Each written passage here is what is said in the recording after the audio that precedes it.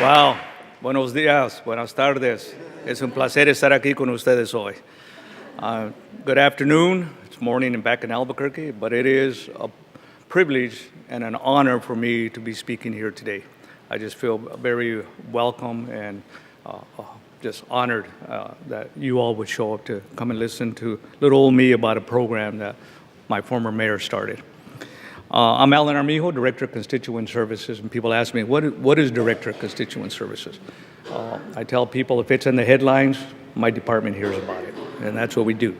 But I was hired by the former mayor and worked for him for 4 years in this position, and the new mayor that just came in December asked me to stay on as Director of Constituent Services. So I do more than complaints. I get all the special projects, and the Better Way program was one of the special projects that the former mayor, Richard Berry, assigned to me to oversee, to overlook, to work with the providers, to answer the hundreds and hundreds of calls that people made to Albuquerque, to the mayor's office to find out about this program. And I host people when they come to visit the program to see what it's about, get them on the van, pick them up at lunch. I'm sort of a historian, so I give them a tour and give them the history of Albuquerque, New Mexico. And so for me, it's a pleasure because what our philosophy and my philosophy is, how do we help people who need help? And that's what this program is about. Now, you're a little bit of trouble here because I am a former politician. I was a city councilor in Albuquerque for 12 years and a county commissioner for 8. I'm a former high school teacher, so lecture time. You give me a microphone and a podium, you're in trouble. But the program is not here about me. It is about what this program is about. We're going to show a short video to sort of give you a comprehensive understanding of this program. I'll talk a little bit, but I always find that it's best to let you ask the questions, and we answer a lot of things like that. I've anticipated a lot of questions. I get a lot of calls, and I have a lot of visitors, and I've been to Camden, New Jersey, been to Tulsa, Oklahoma twice. They just started the program. In fact, just a couple of days ago, I was going through the process with them. And if you decide to start this program, I am available in any community that you decide to start it to answer questions, to guide you through it, through email, through phone calls. I will make time to do that. But let's show the video first, and then we'll go from there. Well, I'm Richard Berry, and I'm the mayor of the great city of Albuquerque, New Mexico. And Albuquerque, like most cities, has issues that need to be addressed, and we need to look for better ways to do that. Panhandling is one of those issues. Many cities, including Albuquerque in the past, have been punitive. They give tickets out, and that just hasn't worked. So we've decided to take upon ourselves a new and unique initiative called There's a Better Way. What's going on, man? You want to work? Huh? Meet me on this side. Okay. My name is William Cole. I do security, and I'm the van driver for Better Way program for St. Martin's.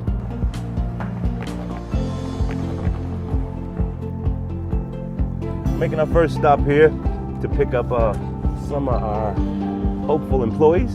How you guys doing today? This was actually the mayor's idea. And he reached out to us with this idea of what would happen if we sent a van around to people who are panhandling and gave them an opportunity to work for a day, be paid for a day, and get support services. How you doing this morning? My name is Will, and we do the Better Way program. What we do is we offer $9 an hour for a day's work, and we pay you cash at the end of the day. Would you be interested? Well, I thought it was the city coming to tell me I needed to get off the highway first.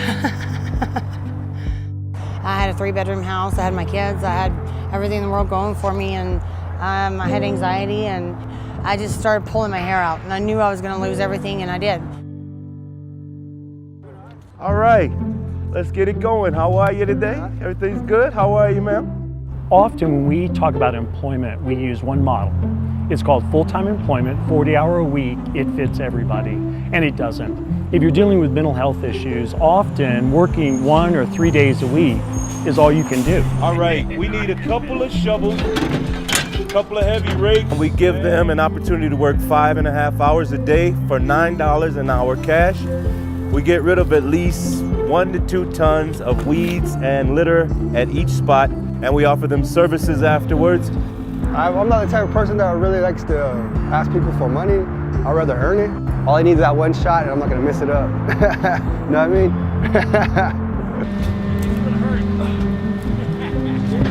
I go around cleaning up anyways, just for free, because it's like the world's a dirty place, and so I like cleaning up. And I miss cleaning my house, so I don't have a house to clean anymore. This particular program has lots of small, instantaneous goals of getting people off a street corner. And I know that the mayor would echo this.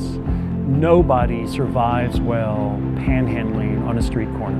In a lot of the neighborhoods, we get people that come out and they really appreciate the beautification work that we're doing in their neighborhoods. Overall, I think this is a better way for people to get money into their pockets other than panhandling. Something happens when you get cash in your pocket. You feel a little taller, you feel a little bigger, you feel a little bit more in control of your life. It's kind of a small miracle. What we're saying to folks is there's a better way. There's a better way than standing on a street corner asking for money. There's a better way than handing $5 out your window. The better way is to give people the dignity of work, let them beautify their city, and get them connected to services so they can get back on their feet. It's just simple enough, it's working.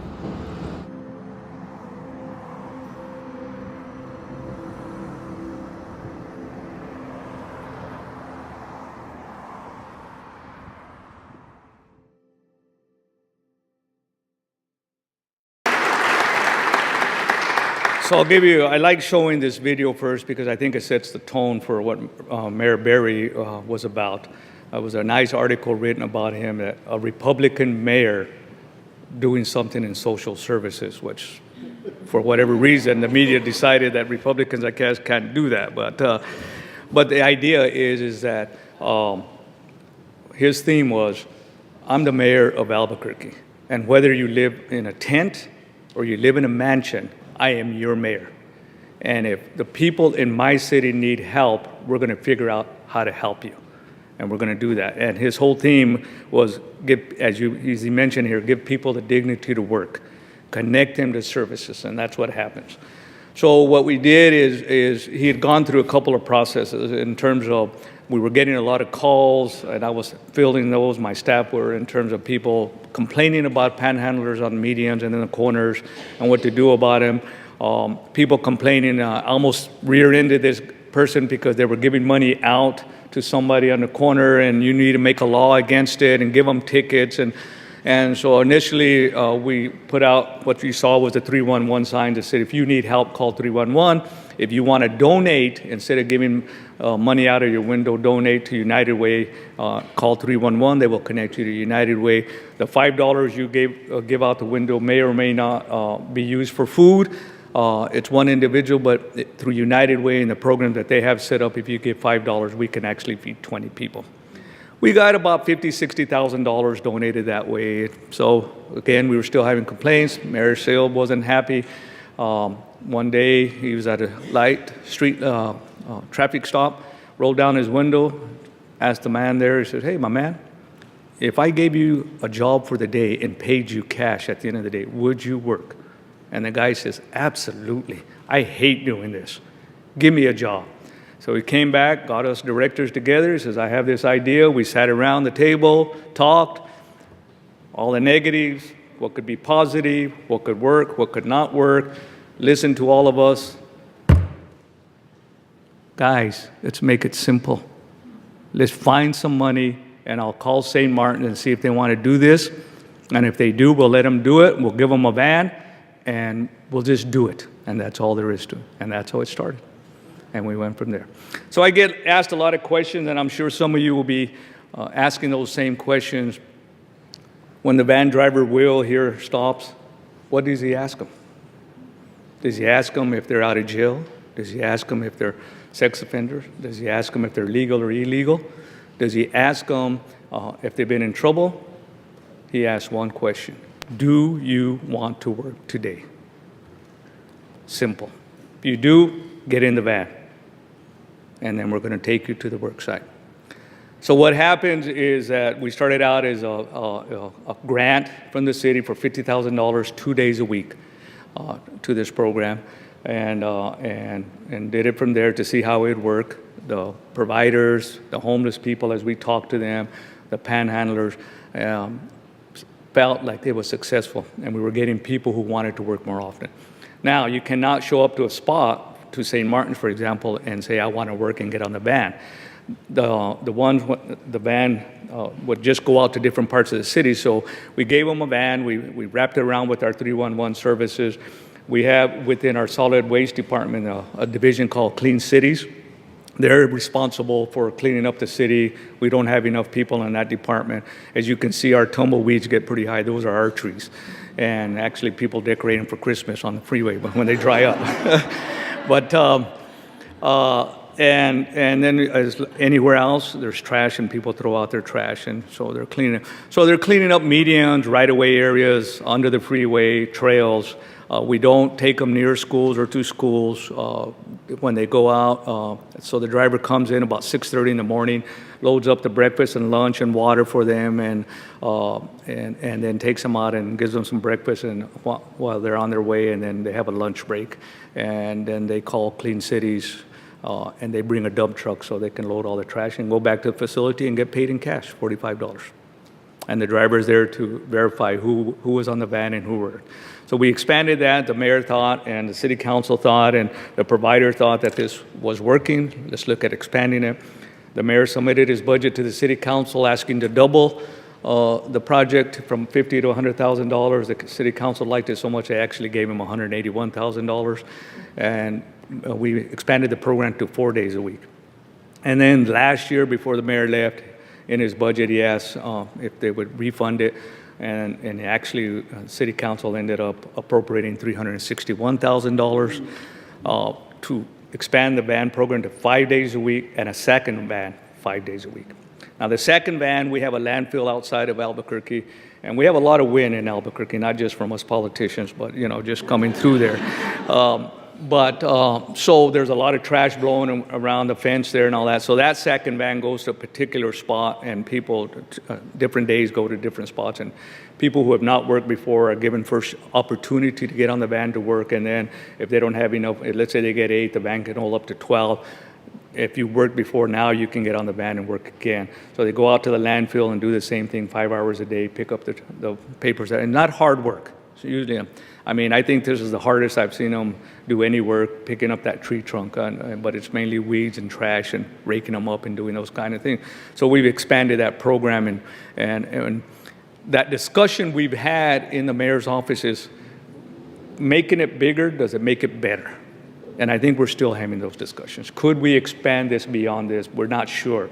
And with our new mayor just got elected, we're going through those discussions as well. But as far as we're concerned, as far as the city council is concerned, the providers, you go out and talk to the panhandlers and homeless people, they feel that this is a great opportunity for them to do something, to earn a paycheck, to get some money to go stay for a night. Now, St. Martin's, I keep calling them St. Martin's. They've changed their name to Hope Works because people always thought they were religiously affiliated. And actually, St. Martin's started 36 years ago by a group of little old ladies who said, we want to help people. And it had nothing to do with any church or any denomination. St. Martin's is the patron saint of helping people, and that's what they wanted, and so that's why they named it that. So the new director changed it to Hope Works. But the idea is, how do we help people who need help? And it's very simple. As Mayor Berry said, keep it simple. Keep it simple. Don't make it bigger than it is. And I get a lot of questions, and I'm sure some of you will have those same kind of questions, and I'm ready for them. But my message is if you want to help the most vulnerable in your community, this is one way to do that.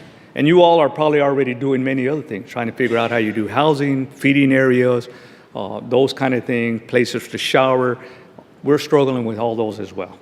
And I do get questions like, do you think you're getting more homeless because of this program?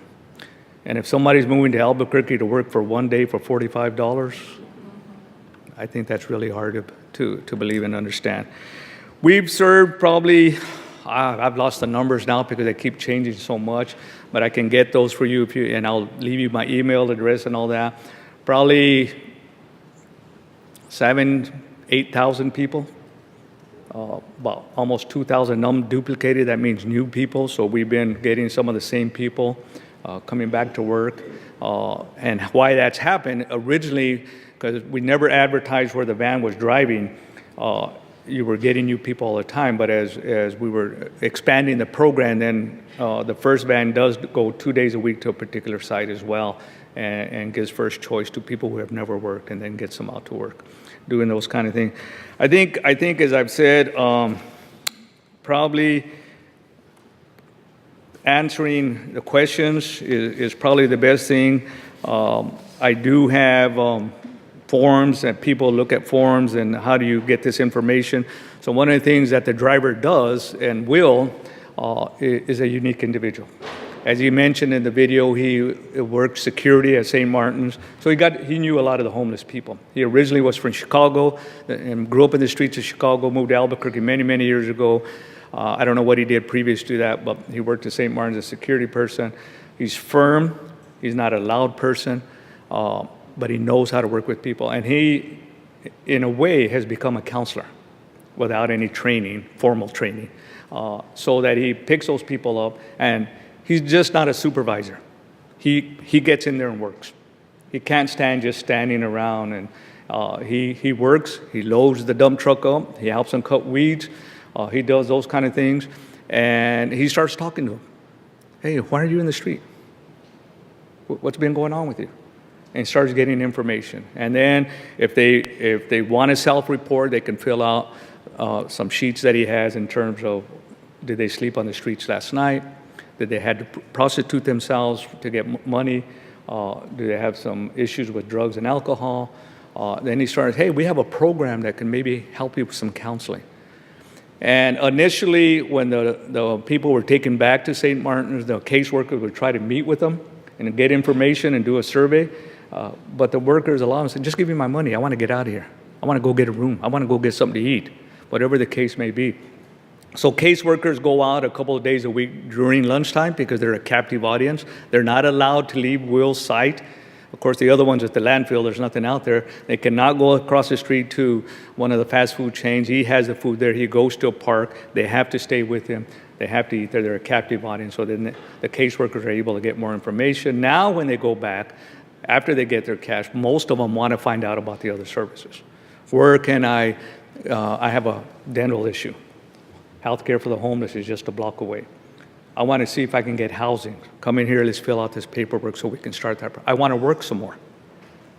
We have another work program that we can help you do those guys. So it really is, it's not about getting people to work so much. That's the hook. That's the hook to draw them in to see what other services you can get them. Now, one of the issues we're dealing with in Albuquerque is we don't have a mental health facility long-term for people. The current mayor, Mayor Keller, is now working with our county to provide that funding to build a facility. We are, from the city side, going to do a capital project to build a facility, and the county has imposed a tax a year and a half ago. They're getting about $17 million a year dedicated to behavioral health, mental health. So they'll operate the program. We'll build it, they operate it. So it's a joint effort there, which is unusual between city and county. I know, I was on both sides. And so those are our long-term goals. And how do we help people? How do we figure out how we help people? Certainly, as been mentioned, Chicago, Seattle, Anchorage, Honolulu, Atlanta, as I mentioned, Tulsa. I've only visited a couple other places. I did try to get Honolulu to invite me to be a speaker out there. They didn't do it. I still have hopes, but maybe they will one of these days. But I like Little Rock too. It's a beautiful city.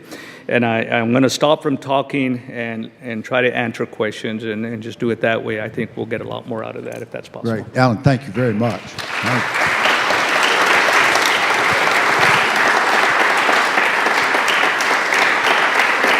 Okay, raise our hands and we'll wait for the microphone. City Director, wait for the microphone, please, ma'am.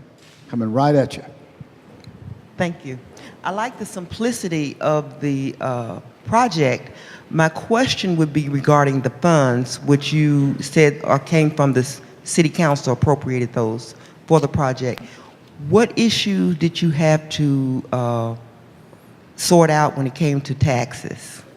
In terms of the individuals being paid, So, because we did this through our provider, Say that again. since we, if I could, I'd like walking around. I'm sorry. It's hard for me. Being a teacher so long, it's hard for me to stand in one place. We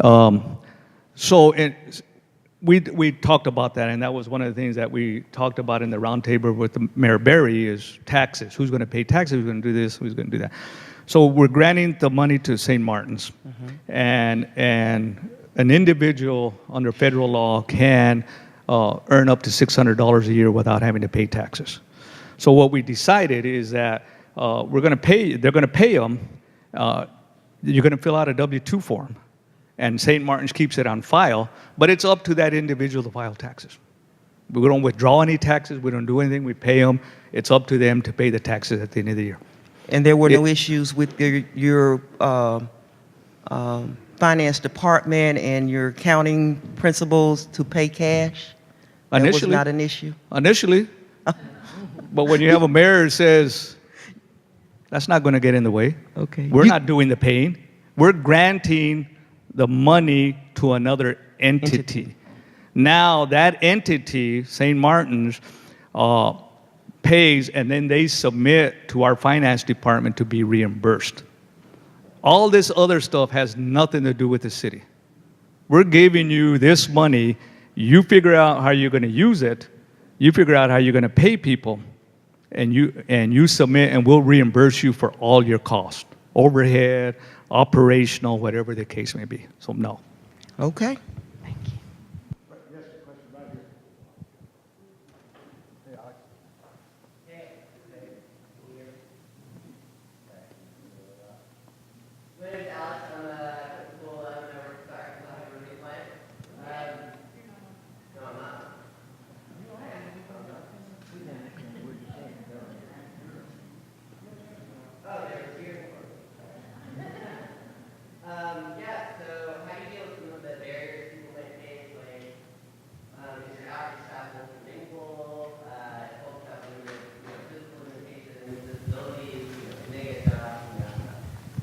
So this program is not set up where somebody has some physical disabilities, they're not able to work.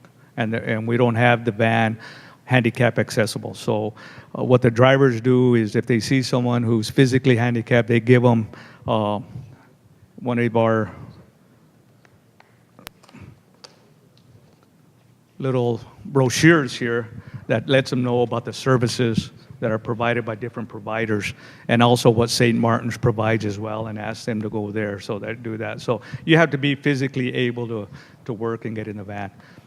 I think one of the things I wanted to mention is that the first week that the van went out, none of us thought about this.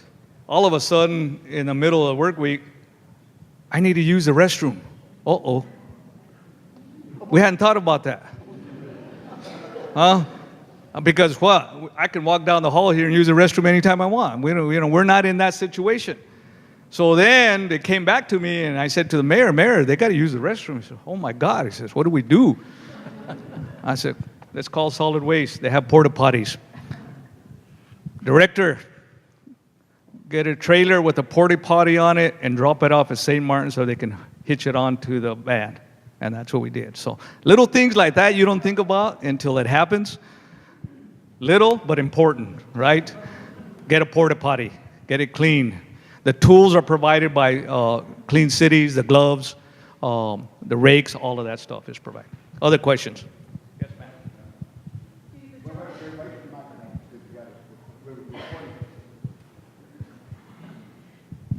Do the jobs you're lining up for the individuals, are they going to be restricted to city work, or have you thought about expanding it to working for some of the nonprofits that don't have the ability for landscaping and outside work? So it is restricted to city right-of-way areas and things like that. So I was getting a lot of calls once this program hit the airwaves. Senior citizen. I have a big backyard. I have a lot of weeds. I'm just not able to cut those weeds yet. Can you send that van over to my house? Nonprofits, businesses, I'd like to hire them for the day. We're not going to do that because of risk issues. So St. Martin started their own day labor program. They got a grant for it. They were actually working on a shoestring, I think for $42,000. They were actually doing the work of, if they would, as a budget of $150,000. So until that budget ran out, what they were able to do is contract with those individuals, nonprofits, businesses that wanted to hire a person for a day or 2 days. A landscaping, I need 5 people for 3 days. Construction company, I need a few people for 2 days. Little old lady, I need somebody to clean my yard for a day. And it turned out to be about $10 an hour. St. Martin was not getting any of that money. They were setting it up. They were being contacted. I would refer all the calls I would get in my office to them. They also were proactive in reaching out and sending out flyers. They were getting a lot of calls, and they were setting that up. And the person had to get there on their own. They may have given them a bus pass and things like that. But yes. So we keep it at the public level and away from schools, because I do get that question. What about sex offenders? We don't know if they're a sex offender because we only ask one question: do you want to work?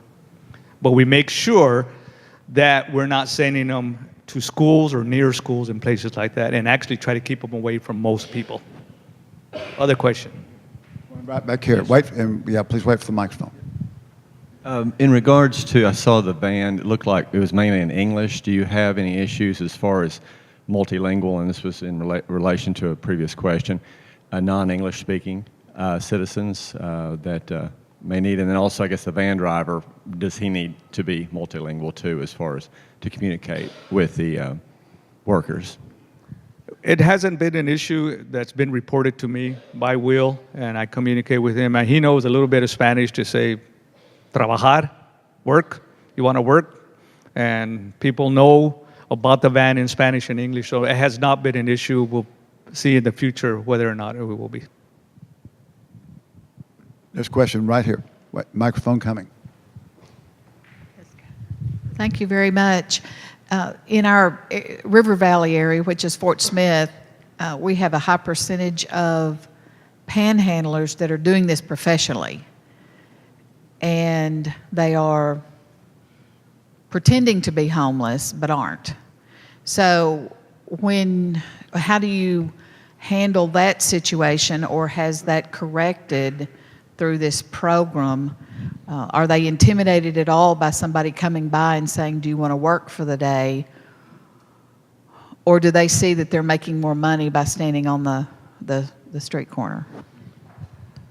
I think we're seeing all of that. I was talking about that yesterday. We are seeing what I call tag teaming of a person working 2 or 3 hours and then, or panhandling 2 or 3 hours, then somebody else come in and they're sharing their money. And there have been territorial disputes as well. And there have been people who have strong-armed other people to help them out do those kind of things. So we are seeing those. I know that the van is stopped, and some of those same people that I've seen, to me, tag teaming have also gotten in the van. So a lot of people don't want to do it. I'm sure there's that percentage that don't want to, and maybe they're the ones that are saying no when we do get a no. So all of that you're saying, yes, we've seen that, and we've seen that. I don't know if they're intimidated or not. Some of them do work, and some of them may decline in doing all that. So. Yes, sir, right here. Here's a question. Microphone coming at you. Have you given consideration to offering different kinds of jobs that may not include physical labor? And what would that look like? We did think about that, but then what does that entail? Does that entail office work? And that changes the dynamics in terms of interaction with other people, of cleanliness, in terms of people hadn't had a shower for quite a while. We decided that then we're going to have to start doing background checks and treating it like a regular job. So no, it's all about beautification. And the money that comes from solid waste department, which is an enterprise fund, that means they make their own money, $261,000 comes from the solid waste, and it has, under ordinance, any kind of monies from solid waste department is geared towards, has to do with what they do under their mission. That is cleaning up trash, cleaning up the medians, right-of-ways, parks, those kind of things. So no, we have not thought about that. Mayor Smith. First question is, Will, the bus driver, is he the only supervisor for that crew that he picks up that day? Yes. Are the police involved in this in any way? No. Has that created any problems? No. I've got to come to Albuquerque. I think your homeless are different than our homeless are.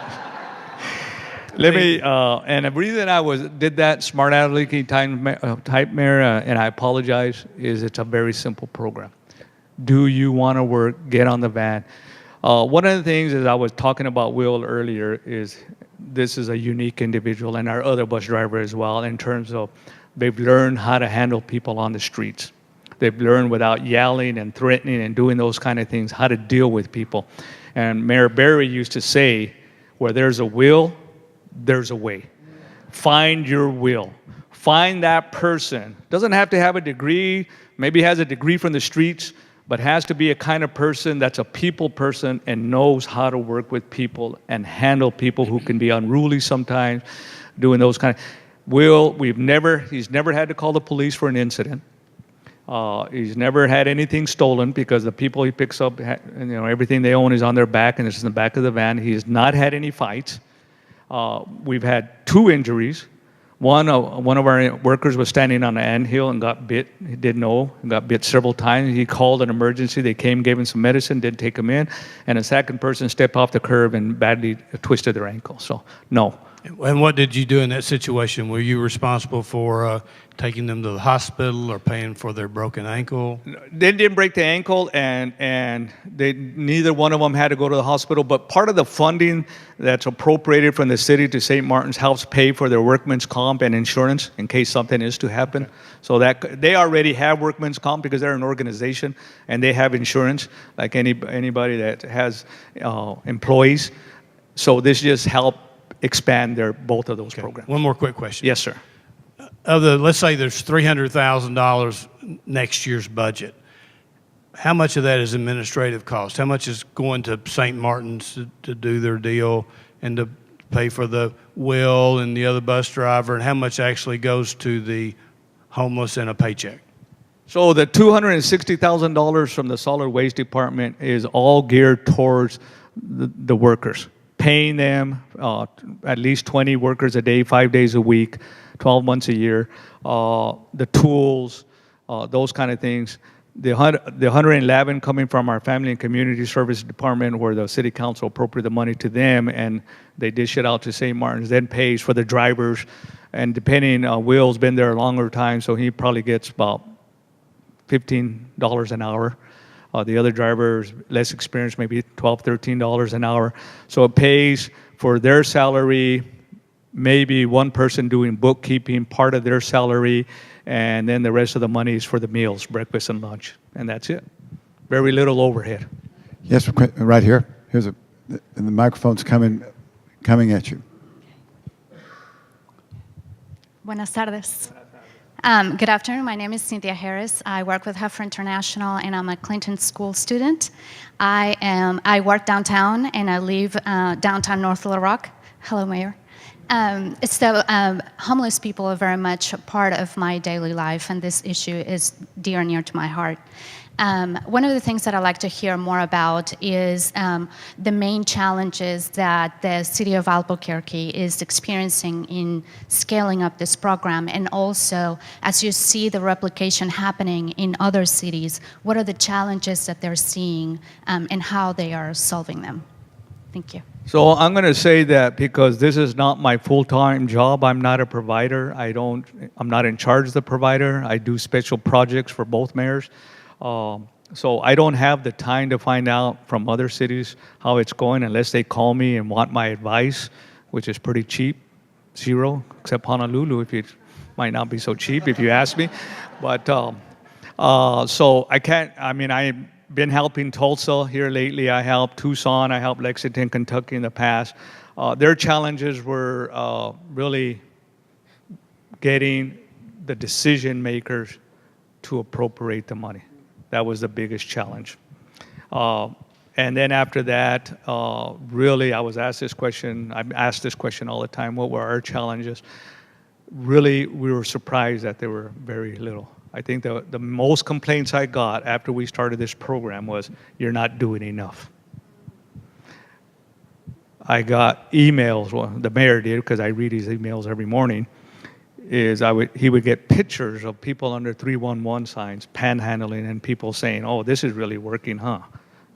Wasting our taxpayer dollar. So the challenges haven't been so much in terms of the program itself. It's been getting to that level for other cities to get the decision makers, the elected officials, comfortable enough to appropriate this money and not feel like they're going to be attacked by their taxpayers for doing this money. We haven't been attacked in that way. People want to address this issue. Now, let me just say, do we have homeless? We have tons. Do we still have panhandlers? We still do. This is not going to get rid of your homeless situation or get rid of your panhandler. It's one program that we hope is a hook to start us on the way. And I'll give you a good example. Recently, Mayor Keller assigned me a task to work with some downtown businesses and a small pocket of residents because Hope Works is going to build and just got approved by the city council to build a 45 unit housing area near their area, where these businesses are, for people can have long-term living situation, and they're up in arms. So the mayor assigned me the task to go essentially be yelled at, and so I'm good at getting yelled at, but trying to work with them in terms of, if you really want to be, as you say, you want to be part of the solution, then let's sit down and talk. Yell at me, and then let's start talking. And so I think it's really getting those people, and so I think what people who are against a program like this are saying, well, you're only going to serve 20 people a day working. What good is that doing? Why don't you serve all 4,000 homeless? Same thing with this housing unit. What good does it do to serve 45 people when you have 4,000? Why don't you wait till you can house all 4,000? Well, you can't. We don't have enough money in our budgets to do that. It's a hook. It's a start. It's caring about people. It's connecting them to services. It's giving them the dignity of work, to feel like they did something, to feel like they're important, to feel like somebody cares enough about them for that day to get them on the van and take them somewhere to do something, instead of just standing around waiting for somebody to give them something. I'm passionate about this, in case you haven't noticed. Back row and then up here. But, yeah. So my question kind of goes to that, since this isn't a program to end homelessness, it kind of addresses panhandling and it connects people to services. What metrics does the city look for the city board to say, okay, we're going to fund this another year, or we're going to increase funding? Is it we have less panhandlers on the street, or we had so many people get jobs this year, or we connected so many people to services? What metrics are being collected? All of the above. So yes, they do have to, St. Martin's does have to provide a report for us. How many people did you provide a job for? Unduplicated, under the contract that we have with them, and I can send the contract to anybody who wants it. Whatever information you want, contact me, I will get it to you. But part of the contract was that they had to get a small, ridiculous number of unduplicated workers per year. They exceed that in their first month. So and the numbers that they get in. So they also have to report to us, how many people did you get in services, behavioral health, housing, how many people got into other jobs. So those are the metrics. Because the mayor, Barry, wanted to start this so quick, we didn't even think about it, nor did we have time to go have a rough count of how many people were actually panhandling. And we all wish we would have done that to sort of see that metric. You know, there's in the winter, what is it, point in time count, which is never the correct number because so many homeless died. But I hope I answered your question. Question right here from City Director. Thank you. Bienvenidos a Little Rock. I hope you have time to visit Jericho Way, our homeless resource center. And it's not really a question, just a comment. Again, this wouldn't be happening without Vice Mayor Kathy Webb, and we've been waiting for your visit for a long time. I'm super excited. So many different providers and interested people, excuse me, in the room right now. And interestingly enough, it's budget time. And this fits so well under our City of Compassion. And it seems so simple. I loved your question, Chelsea. Let's do it. We all want to make it work. Bruce, let's just make it happen. That's all.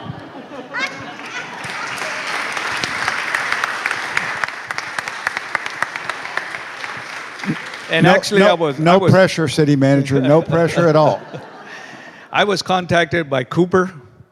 Cooper, what's his last? Where is he? I didn't even know how to say his name in the first. I mean, it was like I mangled it. But he was going through Albuquerque, and he had contacted me, and I was busy with other things, and I finally was able to get back to him and called him on my cell one evening. He was driving, and he pulled over, and we had a hour conversation and asked these questions and asked me, would I provide information to anybody who wanted? And I said, absolutely. So that's how that started. So again, it's really simple, folks. Now, when Mayor Berry started this, we were going through a budget crisis. And that was a question from some of his staff. Mayor, how's this going to look in a budget crisis? And you're asking for money to do this. And he heard all of that. And that fist came down at the end and said, we got to do something, and this is what we're doing. End of story. Question right back here. Hi, I'm Vicki Crockett with the City of Conway Homeless Task Force. She mentioned moving into other work, and so did you as part of the metrics. Do you see any of that, any of the workers coming back to the city or to the driver for references or for using that work as work experience for a next job that they're looking for? I don't know offhand because I'm not intimately involved in the day-to-day work of that. So as I talked to Kelly Tillerson, who runs the work program on behalf of St. Martin's, they keep a file of if people want to self-report, so they keep their W-2s, they keep some information for them in their other work program as they transition, the one that they ran out of funds for, and I'm trying to help them get a $46,000 grant now to do continue their work program. Some of those people, if they've gone to permanent work, yes, they do that. Now, St. Martin's Hope Works has their own, they started a coffee shop specifically to start training people who were on the streets, a lot of them coming off the Better Way program, sort of worked okay. And then they had an opportunity through their board members, through the State of New Mexico Natural History Museum, which is in our tourist area, Old Town. And that cafe closed down. And the board members from St. Martin's, who were friends with board members from the Natural History Museum, went to them and say, hey, we have an idea about opening this cafe and letting St. Martin's run it. And so now that's a work site. So people work there for 6 months as they transition from the Better Way, worked other part-time jobs, got a little cleaned up. So they get in training on the cash register, how to wait on people, how to bake, how to cook, and then they transition from that to a regular job. So there's different ways to do it, okay? One of the things I didn't touch on is that I know as I've been here for the last less than 24 hours, and as I've talked to people, is we have Little Rock and we have North Little Rock, and we've invited people from other communities how we do this. This program may not work for you all here the way we're doing it, but if you can figure out what works best for you, it can work.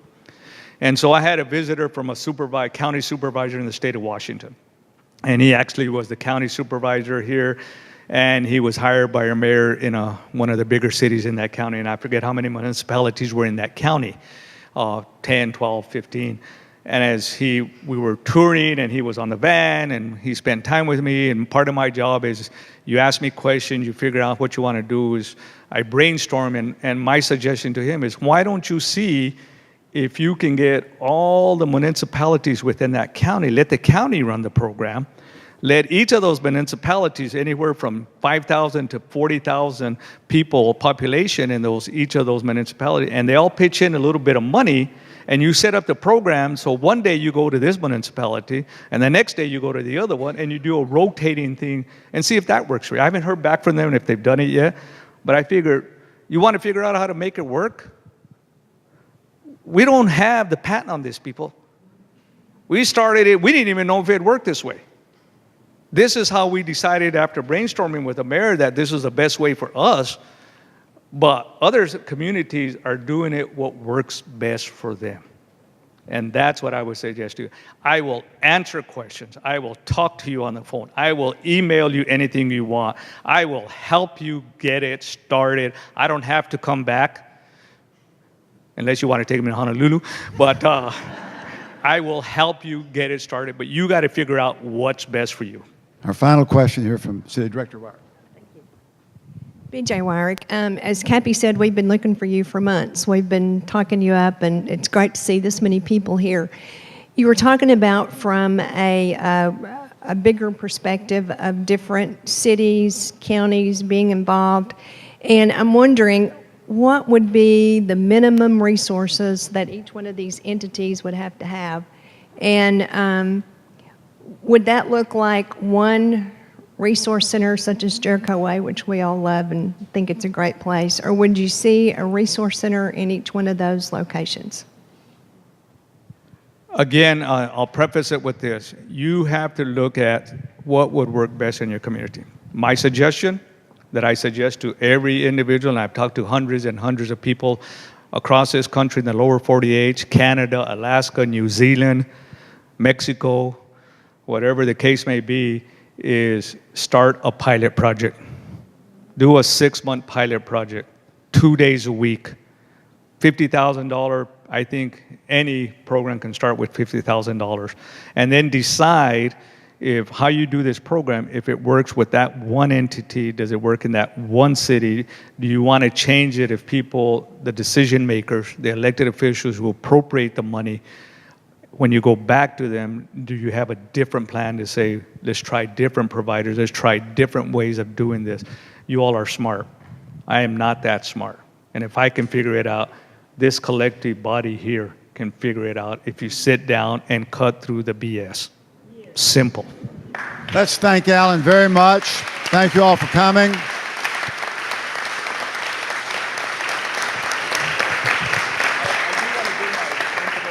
Yeah.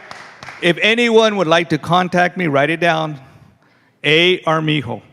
So it's 2 A's. A-A-R-M-I-J-O. The J is pronounced like an H. A. Armijo at cabq.gov. And I'll be here afterwards to get information from you. And then once you do that, I'll send you my phone number and things like that. Send you any information, contracts, anything you want to know. If I can't answer it, I'll get you an answer. But A. Armijo at cabq.gov.